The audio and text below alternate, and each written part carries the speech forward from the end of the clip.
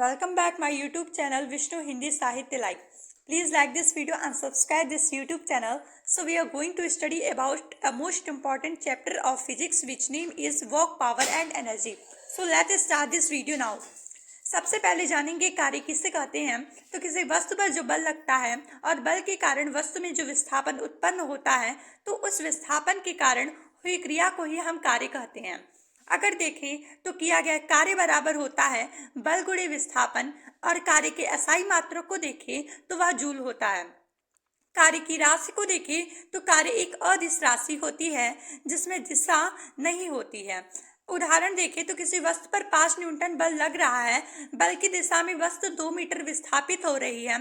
यदि विस्थापित होते समय लगातार वस्तु पर बल कार्यरत है तो किया गया कार्य कितना होगा। तो चलिए देखते हैं इसे स्टेप बाय स्टेप। तो हमें ज्ञात है F is equal to 5 newton and S is equal to 2 metre. So W is equal to F into S। So 5 into 2 is equal to 10 joule. इसका आंसर होगा तो 10 जूल हमारा इसमें कार्य हो रहा है।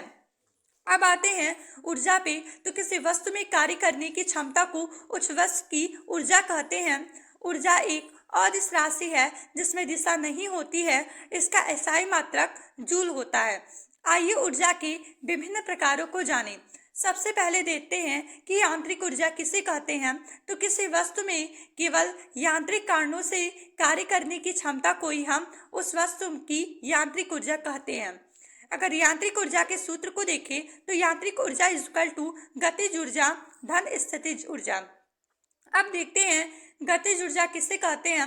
तो किसी पिंड की वह अतिरिक्त ऊर्जा है जो उसके रेखीय वेग अथवा कोणीय वेग अथवा दोनों के कारण होती है। अगर इसके सूत्र की बात की जाए तो Ke equal to kinetic energy equal to half mv square होता है। अब आते हैं रासायनिक ऊर्जा पे। तो रासायनिक ऊर्जा एक प्रकार की ऊर्जा है। ऊर्जा का यह रूप पदार्थों के मध्य संचित रहता है। यह अणुओं के मध्य परमाणु की स्थिति के कारण तथा विभिन्न छोटे कणों में आपसी स्थिति के कारण उत्पन्न होता है। अब आते हैं सौर ऊर्जा पे। तो सौर ऊर्जा को उस ऊर्जा में परिवर्तन के रूप में परिभाषित किया जाता है जो सूर्य के मौजूद होता है और नवीकरणीय ऊर्जा में से एक है। अब आते हैं नाभिकीय ऊर्जा में। तो यह क्या होता है, नियंत्रित नाभिकीय अभिक्रियाओं के परिणाम स्वरूप प्राप्त ऊर्जा को ही हम नाभिकीय ऊर्जा या परमाणु ऊर्जा कहते हैं। अब आते हैं पवन ऊर्जा पे कि किसे कहते हैं। तो पवन ऊर्जा एक नवीकरणीय ऊर्जा का एक रूप है जो बिजली उत्पन्न करने के लिए हवा की शक्ति का उपयोग करता है। अब आते हैं ध्वनि ऊर्जा पे कि क्या होता है। तो ध्वनि ऊर्जा का एक रूप है जिसे जीवित चीजों द्वारा सुना जा सकता है। अर्थात लाउड स्पीकर जो हम यूज करते हैं वो ध्वनि ऊर्जा का ही एक उदाहरण है। अब आते हैं प्रकाश ऊर्जा पे। तो यह वह ऊर्जा होती है जिसके कारण हमें वस्तुएं दिखाई देती हैं, प्रकाश ऊर्जा कहलाती हैं। अब आते हैं विद्युत ऊर्जा पे जिसका हम दैनिक जीवन में बहुत उपयोग करते हैं।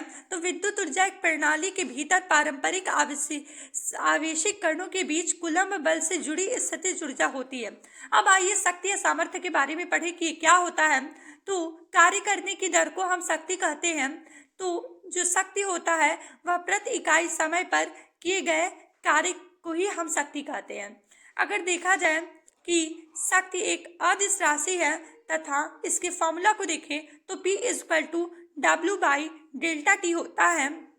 यह इसका सूत्र होता है जिसमें अगर P को देखें तो P इज इक्वल टू होता है power, W is equal to होता है वर्क और डेल्टा T का मतलब होता है इल्पीज टाइम।